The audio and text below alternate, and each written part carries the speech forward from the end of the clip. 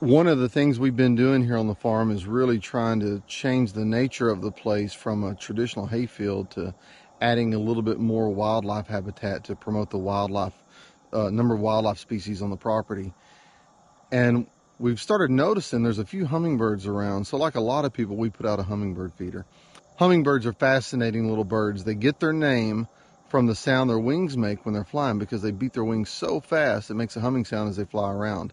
So we went to town, bought a hummingbird feeder, and bought the traditional feed that you can buy for hummingbirds that simulate the taste of nectar to attract them. Well, what we found out is the hummingbirds don't like that very much at all. So I found a different recipe that works really well, and that recipe came from all people my dad. Someone gave it to him a while back, but it's a pretty simple recipe, and it's really, really inexpensive to put together. All it takes is 4 parts water to 1 part sugar, and mix it together good, put it in the feeder, and the hummingbirds are really attracted to that feed. They're not attracted to the commercial feed that's red for some reason, that has some artificial dyes in it, but this just clear liquid, they really seem to like it. And as a result, we're seeing a lot more hummingbirds. The hummingbirds are hanging around longer to the feeder, and we just get a lot more enjoyment, and obviously they're thriving because of it.